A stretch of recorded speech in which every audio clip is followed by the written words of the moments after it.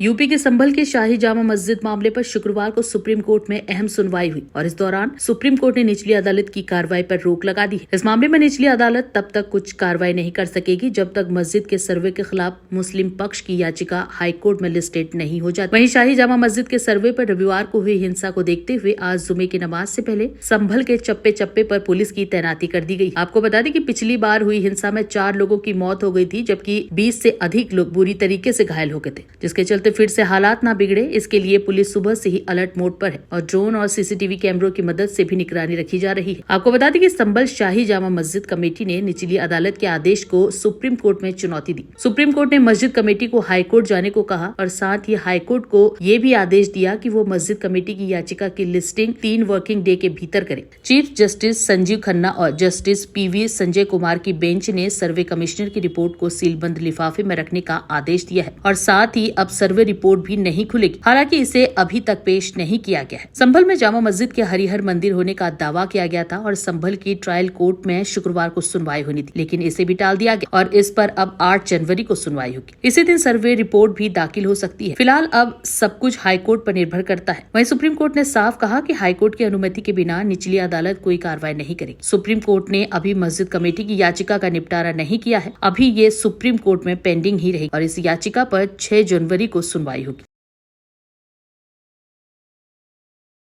जो मां की मॉस्क कमेटी वो पहुंची थी, ऑनरेबल सुप्रीम कोर्ट ने उनको कहा है कि आप इस मामले को लेके इलाहाबाद हाईकोर्ट अप्रोच करिए और जो भी आपको रेमेडी अंडर लॉ है आप उसको अवेल करिए। साथ ही साथ ऑनरेबल सुप्रीम कोर्ट ने कहा है कि अगर 3 दिन के अंदर आप याचिका दायर करते हैं, जब भी याचिका दायर करते हैं तो 3 दिन के अंदर लिस्ट हो, तब तक लिए ट्रायल कोर्ट की प्रोसीडिंग रुकी रहेगी और एडवोकेट कमिश्नर महोदय अपनी रिपोर्ट सील कवर में दाखिल करें। 8 जनवरी तक जो ट्रायल कोर्ट की प्रोसीडिंग्स पर रोक लगाई गई है उसका क्या?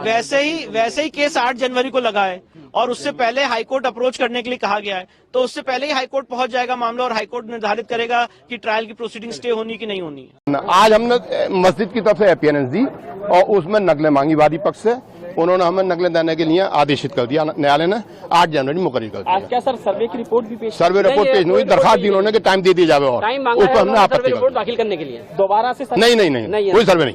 अच्छा, सुप्रीम कोर्ट में मामला गया है। हम चाहते हैं कि निष्पक्ष जांच हो और जो असली कसूरवार है संभल वाली घटना के लिए और जो लोगों के सेंटिमेंट से जो खिलवाड़ हो रहा है उत्तर प्रदेश में और पूरे देश में, कहीं ना कहीं इस पे फुल स्टॉप लगना चाहिए और ये बहुत ही इम्पोर्टेंट और नेशनल इशू है। जिस तरह की कार्यवाही शासन और प्रशासन द्वारा देखी गई और मुझे पूरा भरोसा है कि सुप्रीम कोर्ट की निगरानी में निष्पक्ष जांच होगी। लेकिन हाउस चल नहीं पा रहा है। हमें पूरी उम्मीद है कि सत्ता पक्ष मंडे को, सोमवार को हाउस चलाएंगे, क्योंकि कोई हम इधर उधर की बात नहीं करना चाहते हैं। जो घटना घटित हुई है उसी के बारे में सच्चाई हम चाहते हैं कि लोगों तक पहुंचे और हम अपनी बात लोकसभा में रखना चाहते हैं। माननीय न्यायालय का हम सम्मान करते हैं।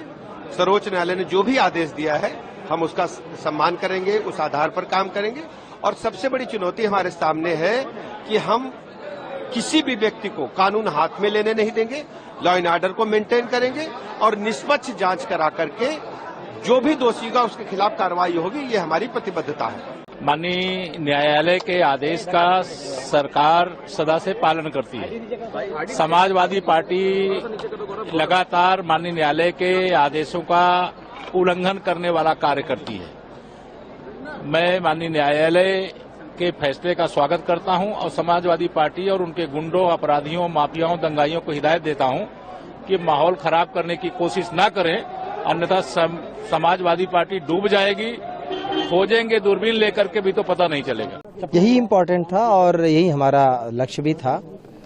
बीच में कुछ लोग कामयाब जरूर हो गए लोगों को गुमराह करने में, पर अभी स्थितियां जिस हिसाब से लोग हमारा सहयोग कर रहे हैं, जिस हिसाब से सहयोग किया है और आगे चीजें चल रही हैं, हम एकदम नॉर्मल से ले आने की तरफ पूरी तरह से कामयाब हैं और नमाज भी बड़ी पीसफुली हुई है। सिर्फ संभल में ही नहीं, हर जगह हमारे लिए सबसे इम्पोर्टेंट चीज़ है और सबसे ज़रूरी जो विश्वास बहाली की है वो हमने विश्वास बहाल करने में कामयाबी पाई। सर, अब तक 30 अरेस्ट हो गए हैं संभल वायलेंस को लेकर, क्या आगे और भी अरेस्ट एक्सपेक्टेड हैं? आप लोग क्या एक्शंस कर रहे हैं, क्या कार्रवाई चल रही है आगे? निश्चित रूप से, लेकिन उसमें हम पहले एविडेंस कलेक्शन कर रहे हैं।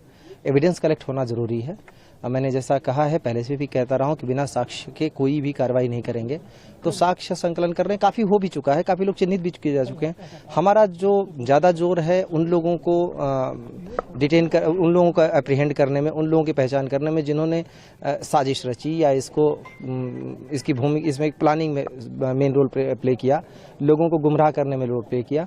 उन तक हम पहुंच रहे हैं धीरे धीरे और जल्दी हम उनको लार्जर कॉन्स्पिरेसी की जो बात निकल कर आ रही है उसको आप लोग कैसे देख रहे हैं, कितने एंगल्स से इस मामले की जांच कर रहे हैं? जो भी थियरीज आई हैं सब पे हम इन्वेस्टिगेशन कर रहे हैं और जल्दी ही हम इसका खुलासा भी एक कर रहे हैं। आखिरी सवाल आपसे लेना चाहूंगा मैं, आज जो मेन हर जगह संपन्न हो गया, अच्छे से हो गया सब कुछ, सारे सेंसिटिव पॉइंट्स पे कहीं पे भी कोई खबर नहीं आई है, अब आगे आप लोगों का क्या एक्शन रहेगा? सुप्रीम कोर्ट में भी एक आज अहम फैसला आया है, अब जो इलाहाबाद हाई कोर्ट है पूरे मामले की सुनवाई कर सरवाली की, उसको क्या कहें, थोड़ी राहत? देखिए, कोर्ट का मैटर तो कोर्ट में होगा।